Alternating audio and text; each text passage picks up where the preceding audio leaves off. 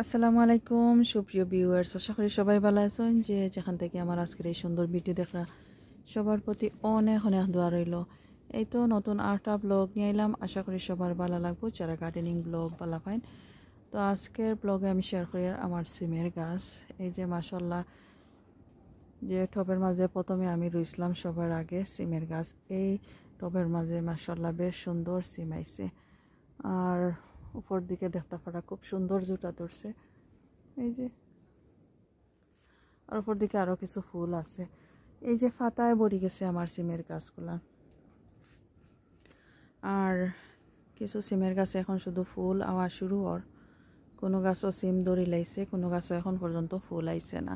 তো আসলে ভিন্ন জাতের ভিন্ন ভ্যারাইটির ডিফারেন্ট ভ্যারাইটির আমি সিম গাছ লাগাইছি এই বছর, এই প্রথম লাগাইছি। এগুলো আসলে আমি তেমন একটা সিমের গাছ করি না, কারণ ছায়া থাকে গার্ডেনে বেশি, এই কারণে।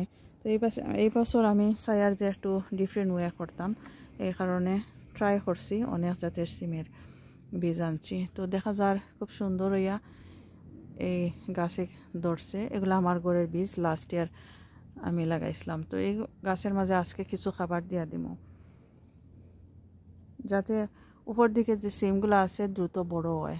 এখন আগস্ট মাসের শেষের দিক, আর এখনও সেপ্টেম্বর মাস আছে। তো আশা করি আর আমার যে উপর দিকে যে সিমগুলা ধরা শুরু হওয়ার বা ফুল আইছে এগুলা বড় হইব। তো এগুলা বড় হওয়ার লাগি আমি অল্প কিছু খাবার দিয়া দিব গাছের গোড়ার মাঝে। এই যেগুলা ধরা শুরু হওয়ার, এগুলা ডিফারেন্ট একটা, প্রথম এই বছর লাগাইছি, এগুলা প্রথম লাগাইছি। আর এই সিম গাছগুলা, সিমের যে বীজ থেকে আমি চারা করছি আর সিম ধরছি, এগুলো লাস্ট ইয়ার আমার গার্ডেনে লাগাইছি। অল্প 2-3টা গাছ আছিল আর অল্প ধরছিল, সবগুলো আমি বীজ রাখছিলাম। তো এই বছর দেখছি এগুলো বেশি ভালো হয়। নেক্সট ইয়ার অবশ্য এই যে সিম ধরছে এগুলার বীজ রাখবো, এগুলো থেকে আমি চারা করবো। আর এই যে সিম, এগুলা কোন জাতের সিম আমি জানি না, হয়তো ভিডিওর মাঝে কোনো একটা ভিডিওর মাঝে আছে কোন জাতের সিম। তো এইখান থেকে কিছু ফাতা আমি কাটিয়ে দিব আজকে। প্রচুর পাতা হয়েছে, দেখতে পারা সিমের গাছগুলো আমাদের শুধু পাতা আর পাতা। তো এই পাতায় সব ভিটামিন টানিয়ে নেয় আর কি। আর উপর দিকে সিমগুলো তেমন একটা বড় হইতে পারেন না, এর কারণে প্রথমে আমি কিছু পাতা কাটিয়ে দিয়ার, তারপরে আমি গাছের গোড়া মাঝে কিতা দিয়ে এগুলোও শেয়ার করবো। পাতা কাটার সময় খুবই কেয়ারফুল থাকা লাগে, কারণ পাতা আর লত সেম একই সমান দেখা যায়। অনেক সময় আমি লতও কাটিলাই পাতা কাটার সময়। প্রচুর পাতা হয়েছে, কোনটা রাখি কোনটা কাটি বুঝতাম পারি না।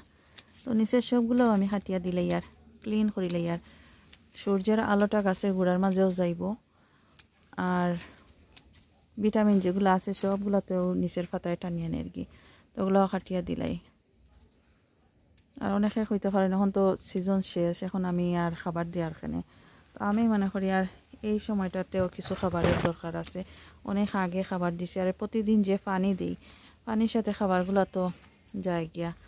যেহেতু আমি টবের মাঝে রোপণ করছি, আর টবের মাঝে রোপণ করলে যতটুকু খাবার আমি দিই অতটুকু গাছে পায়, বেশি পায় না। আর মাটির মাঝে রোপণ করার সুবিধা হইল, মাটির একটা ভিটামিন আছে, এই ভিটামিনও গাছের গোড়ার মাঝে পায় এক্সট্রা।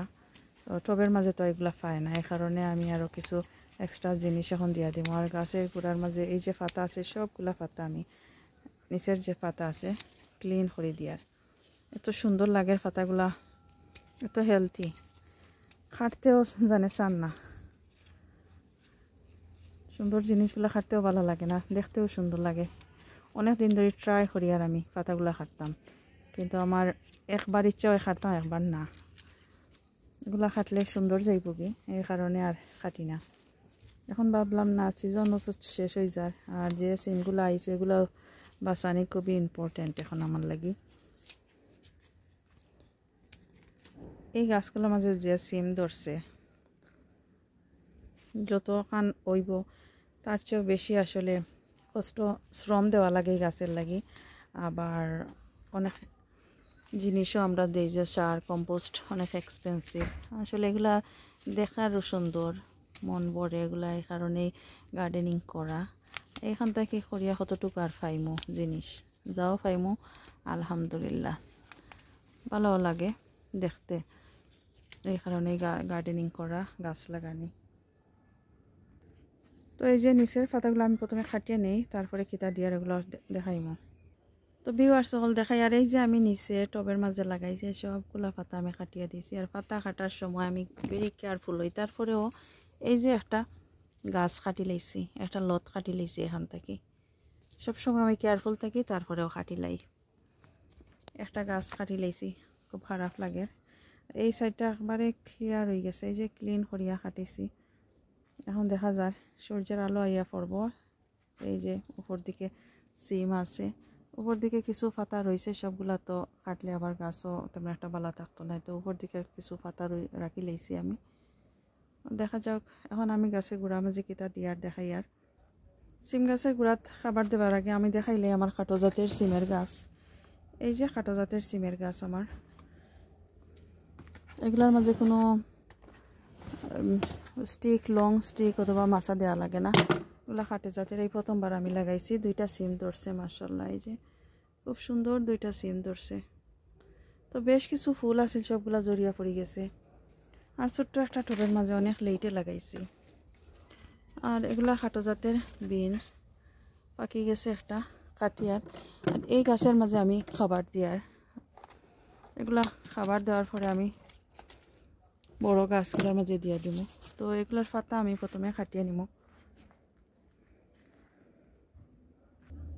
গাছের গুড়ির মাঝে খাবার দিবার আগে আমি মাটিগুলো একটু কুড়িয়ে নিই। আর এই যে অল্প কিছু মাটির মাঝে লাগাইছিলাম, ভাবছিলাম এগুলো হইব কি না, কোন জাতের, আমি তো এর আগে লাগাইছি না, লাগিয়ে আর তেমন একটা কিছু দিছি না। জাস্ট একটু কম্পোস্ট একটু মাটির মাঝে এগুলো লাগাই রাখিছি। আর উপর দিকে এই যে কিছু আলোর বাকল আর আছে, এখানের মাঝে আছে চায়ের পাতা, আছে কিছু আলোর বাকল, চায়ের পাতা, এগুলো উপর দিকে এমনিতে আমি দিয়া দিছিলাম। এখন আমি এইখানের মাঝে কিছু খাবার দিয়ার। আর এই আলুর বাকল, চায়ের পাতা এগুলা দেওয়ার পরে এই যে নতুন করে ফুল এগুলা দেয়, আগে ফুল দিছিল এগুলা জড়িয়া পড়ে গেছে। আর এগুলা দেওয়ার পরে আলুর বাকল, চায়ের পাতা এগুলা দেওয়ার পরে এখন দেখি আবার নতুন করে ফুল বাইরের। তো ইনশাল্লাহ আগামী বছর যদি আবার লাগাই তাহলে অবশ্য শেয়ার করবো কীভাবে এগুলা রোপণ করিয়ার, কীভাবে যত্ন করিয়ার, আর খুব সুন্দর করেও রোপণ করবো ইনশাল্লাহ। যদি ওয়েদার বালা থাকে আগামী বছর ইয়ারলি সারা করিয়া ইয়ারলি লাগাইমু। যারা মাছা দেওয়ার জায়গা নাই তারার লাগি খুবই উপকারে এই খাটো জাতের সিমের গাছ। এখন আমি দিয়ে দিলাম গরুর গোবর, ফার্ম থেকে আমি আনছি ফ্রেশ গোবর এগুলা। আর যদি এগুলা না থাকে, কাউজ ম্যানুর এগুলা না থাকে, তাহলে ফার্ম ইয়ার্ড ম্যানুর যেগুলা কিনতে পাওয়া যায়, হোম বেস বিএনকিউ, গার্ডেন সেন্টারও যে কোনোখানো পাওয়া যায়, ফার্ম ইয়ার্ড ম্যানুর এগুলো দিয়া দিবা। এই তো আমি অল্প দিয়া দিছি, বেশি দিয়া দিছি না যখন। আর অলরেডি তো চায়ের পাতা দেয়া আছে, আমি আরও কিছু এখানের মাঝে আছে, এগুলোও দিয়ার এভাবে বাঙ্গিয়া দিয়ার। আর উপর দিকে আমি কিছু কম্পোস্ট অ্যাড করবো। এখন কিছু মাল্টিপারপাস কম্পোস্ট অ্যাড করি। আর আমি এই গাছের মাঝে দেখাই আর যেভাবে যা দিয়ার, বাকি যে বড় বড় গাছগুলো আছে গাছের গুঁড়ার মাঝে কীভাবে দিয়া দিব।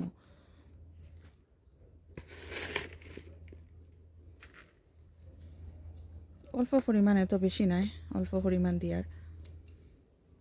যে সিম 2টা সিম আইছে, সিমগুলা যাতে বড় হয়, আর নতুন করে যে ফুল আইছে ফুলটাকে যাতে সিম ধরে, তো এ কারণে দিয়া দিলাম। প্রথমে যদি একটু যত্ন নিতাম তাহলে হয়তো যে ফুল আইছিল এগুলা জড়িয়া পড়তো না। আসলে আমি যত্ন নিছি না, কোনো কিছুই দিছি না, এভাবেই রাখি দিছিলাম।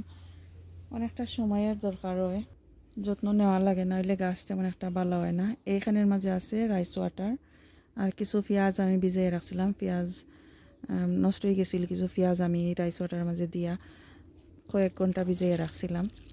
তো এখন আমি এগুলা দিয়ার তেমন একটা আর খাবার দিতাম না, এইভাবে এগুলা দিলে হইব। আসলে টাইম মতো আমি পানিও দিতে পারি না, অনেক সময় ড্রাই হয়ে যায় গাছগুলা। তো পর্যাপ্ত পরিমাণ পানি দেওয়া লাগে গাছের মাঝে প্রতিদিন, যদি এই মাটিগুলা ড্রাই হয়ে যায়। টপের মাঝে আবার যারা রোপণ করেন বেশি পানি দিলেও আবার গাছ নষ্ট হয়ে যায়, তো এগুলা বুঝিয়ে দেওয়া খুবই ইম্পর্টেন্ট ভিজা থাকলে পানি না দিলেও হয়। তো বাকি যে গাছ আছে এগুলোর মধ্যে ঠিক এভাবেই আমি দিয়া দিমু।